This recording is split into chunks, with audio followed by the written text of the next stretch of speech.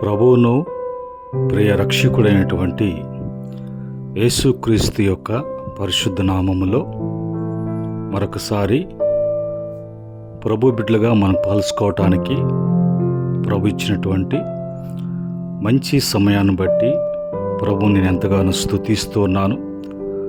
అలాగనే ప్రభు పేరిట మీకందరూ కూడా శుభములు తెలియచేస్తున్నాను.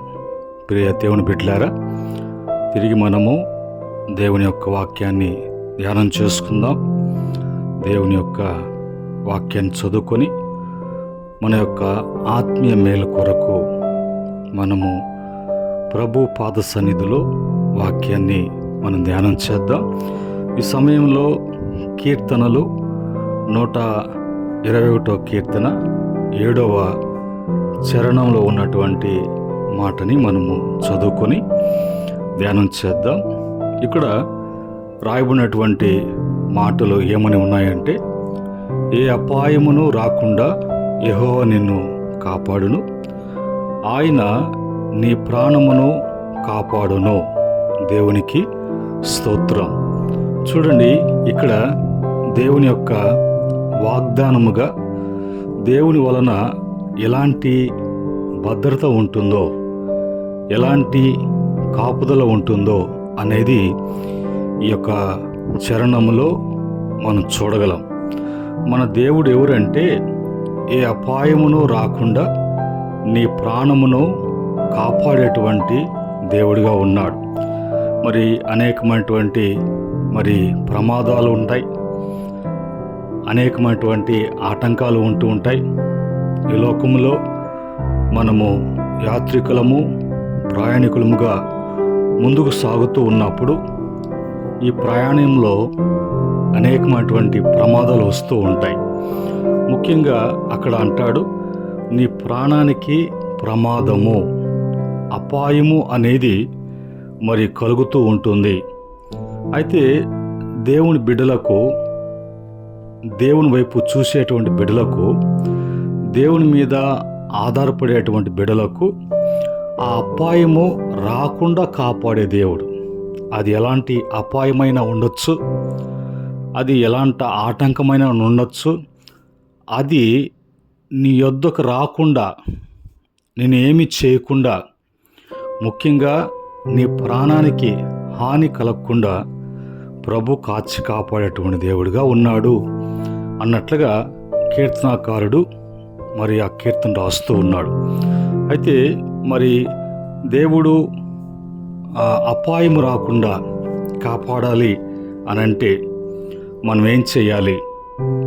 ఎవరు అపాయం రాకుండా కాపాడబడతారు అనే విషయాన్ని మనం బైబిల్లో నుంచి చూసినప్పుడు, బైబిల్ వాక్యము ఈ రీతిగా సెలవిస్తూ ఉన్నది. దేవుడు అపాయం నుండి నిన్ను కాపాడాలంటే ఎవరు అపాయము రాకుండా కాపాడబడతారో అనే విషయాన్ని మరి మనము వాక్యం నుంచి చూస్తున్నాం.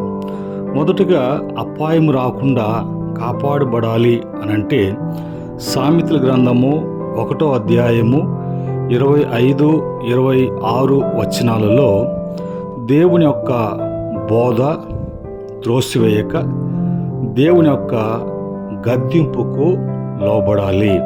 ప్రతిరోజు కూడా మనం బోధించబడుతూ ఉంటాం, హెచ్చరించబడుతూ ఉంటాం, గద్దించబడుతూ ఉంటాం దేవుని యొక్క వాక్యం ద్వారా. ఆ సమయంలో మనము మరి లోబడటము అనేది, ఆ బోధించినప్పుడు ఆ బోధకు కట్టుబడి ఉండడం అనేది ఎప్పుడైతే కలిగి ఉంటామో అప్పుడు అపాయము రాకుండా, ప్రాణానికి ఎలాంటి హాని కలగకుండా ప్రభు కాచి కాపాడేటువంటి దేవుడిగా మనకున్నారు. రెండవదిగా 1 సమూయేలు గ్రంథము 25వ అధ్యాయం 15వ వచనములో ఎప్పుడు కూడా మనము అక్కడ చెప్పిన మాటల ప్రకారంగా మనము దేవుని యొక్క సన్నిధిలో ఉండేటట్లుగా, దేవుని యొక్క పొలము అనేటువంటి సన్నిధి.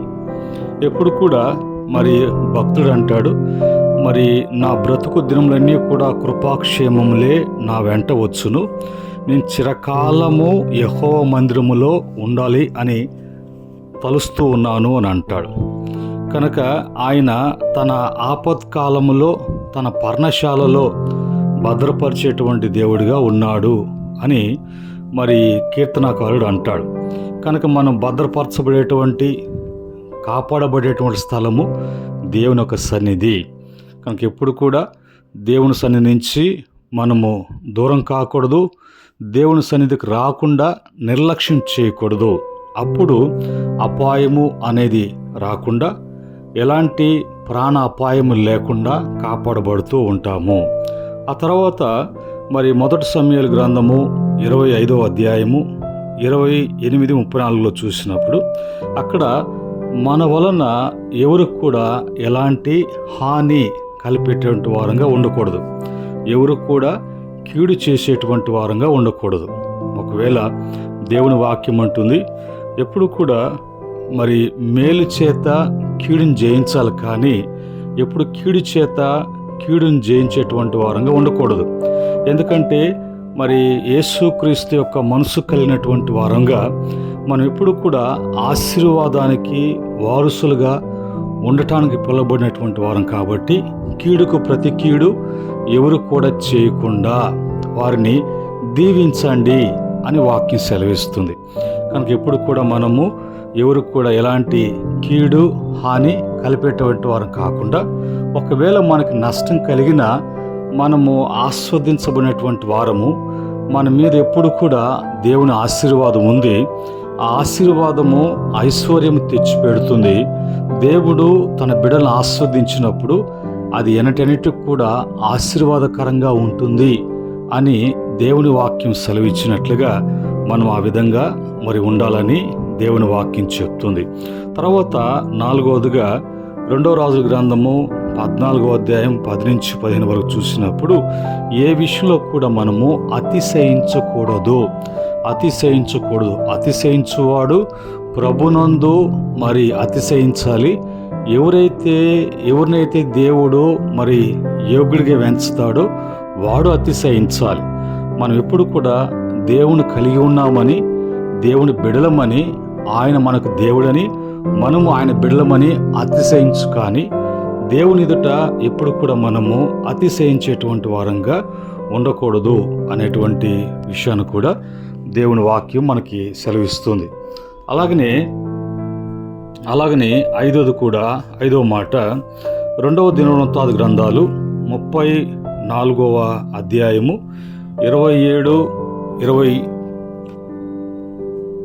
2వ దినవృత్తాంత గ్రంథాలు 34వ అధ్యాయము 27-28 వచ్చిన ప్రకారంగా దేవుని యొక్క బిడలముగా మనము ప్రార్థించేటువంటి వారంగా ఉండాలి. ఏది ఉన్నా కూడా అది ప్రార్థన ద్వారా ప్రభువుకు తెలియచేయాలి. ప్రతి విషయంలో కూడా దేని గురించి చింతించొద్దు, మీ చింత యావత్తు ఆయన మీద వేయుడి, ఆయన మీద మోపుడి, ఆయన మిమ్మల్ని గూర్చి చింతించుచూ ఉన్నాడు. కనుక ప్రభు వాక్యం కూడా ఎప్పుడు కూడా నాకు మొరపెట్టుము అని వాక్యం అంటుంది. కనుక మన ప్రార్థన ఎప్పుడు కూడా ఏది ఉన్నా ప్రభు సన్నిధిలో మనము ప్రార్థన ద్వారా తెలియచేసేటువంటి వారముగా, కన్నీళ్లతో ప్రభువును మనము వేడుకునేటువంటి వారంగా ఉన్నప్పుడు ప్రభు యొక్క మరి కార్యాన్ని మనం చూడగలము. ప్రభు యొక్క మరి భద్రత మనకి కలిగినటువంటి వారంగా ఉంటాం. 6వదిగా కీర్తన 91వ కీర్తన 10వ చరణములో మహోన్నతుని చాటున నివసించువాడు అని రాయబడింది. ఈ 91వ కీర్తనలో అనేకమైనటువంటి మరి భద్రతలు మనకి దేవుని వలన మనం కలిగి ఉంటాం. దేవుడు మనకి అనేక భద్రతలు ఆ 91వ కీర్తనలో రాయబడిన మాటలు మనం చదువుతున్నప్పుడు దేవుని యొక్క భద్రత ఎంతగా ఉంటుందో, ఎలాంటి అపాయము అనేది మన యొద్దకు రాకుండా మనల్ని ఎంతగా ఆయన భద్రపరుస్తాడో అని 91వ కీర్తన మొత్తం చదువుతూ ఉన్నప్పుడు ఎలాంటి అపాయాలు వస్తాయి, ఎలాంటి ఆపదలు వస్తాయి, ఎలాంటి ప్రాణహాని కలుగుతుంది, అయితే వాటన్నిటిలో నుంచి కూడా ప్రభు ఎలాగా మనల్ని కాపాడబోతున్నాడో అనే విషయాన్ని చూసినప్పుడు మొదటగా ఎప్పుడు మహోన్నతుని చాటున మనం ఎప్పుడు ఉండాలి. ఆయనే మనకు నివాస స్థలముగా ఏర్పాటు చేసుకోవాలి. ఎప్పుడు కూడా ఆయన్ని ప్రేమించేటువంటి బిడలంగా ఉన్నప్పుడు ఆ 91 కీర్తన నుంచి మించుగా 7 భద్రతలు దేవుని యొక్క మేలు మనము చూడగలం. అంత మాత్రమే కాకుండా దేవుని వాక్యము మరి ఏమని సెలవిస్తుందంటే, సామెతల గ్రంథము 19వ అధ్యాయము 23వ వచనములో అక్కడ ఒక మాట రాయబడింది, యెహోవా యందు భయభక్తులు కలిగినటువంటి వారంగా ఉండాలి. ఎప్పుడు కూడా దేవుని యొక్క భయము, భక్తి కలిగినటువంటి వారంగా, ఆయన భక్తులుగా మనము ఎప్పుడైతే ఉంటామో వారి చుట్టూ ఎప్పుడు కూడా దేవదూతలు ఉంటారని, వాళ్ళ పాదములకు మరి రాయి తగలకుండా ఎత్తి పట్టుకు నడిపించేటువంటి వారుగా ఉంటారని ప్రభు మరి ఆయన ఆజ్ఞాపిస్తాడు. తన బిడ్డలు వెళ్తున్నా వస్తున్నా ఏం చేస్తున్నా కూడా అపాయము అనేది దరిదాపుల వరకు కూడా రాకుండా, అది మన ప్రాణాలకి ఎలాంటి హాని కలిపెట్టకుండా భద్రపరిచేటువంటి ప్రభువుగా దేవుడిగా ఉన్నాడు. కనుక ఈ మాటలను బట్టి మన దేవుడు అపాయము మరి రాకుండా మన ప్రాణాలను కాపాడేటువంటి దేవుడిగా ఉన్నాడు. అలాగ ఉండాలంటే మనం ఏం చేయాలి, ఏం చేయమని దేవుని యొక్క వాక్యము ద్వారా మనం తెలుసుకున్నామో ఆ విధంగా మనం నడుచుకున్నప్పుడు దేవుని యొక్క భద్రత ఎప్పుడు కూడా మనకు లభిస్తుంది.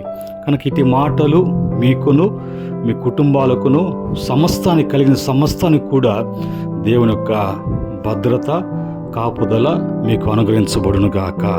ఆమేన్. చిన్న ప్రార్థన చేసుకుందాం. ప్రేమగల తండ్రి, పరిశుద్ధుడా, మీకు వందనాలు. ఈరోజు నాయన మీరు ఎలాంటి భద్రత అనేది మాకు కలుగజేయబోతున్నారు, మాకు ఎలాంటి ఆపదలు వస్తాయి, వాటన్నిటిలో నుంచి కూడా మమ్మల్ని ఎట్లాగా మీరు కాపాడబోతున్నారు. మేము కాపాడబడాలి అంటే మాకు కాపుదల కావాలి, మేము భద్రపరచబడాలి అంటే మాలో ఏమి మార్చుకోవాలి, ఎలాగ ఉండాలి, ఎలాగ జీవించాలి అనేది మీరు తెలియచేశారు. ఈ మాటలు వింటున్న ప్రతి బిడ్డకు కూడా నాయన వాళ్ళ జీవితాల్లో మరి మీ కాపుదల ఉంచి బిడ్డలను ప్రభా క్షేమం కలుగు చేయమని, సురక్షిత నెమ్మది కలుగు చేయమని యేసుక్రీస్తు నామములో అడిగి వేడుకుంటున్నాము తండ్రి.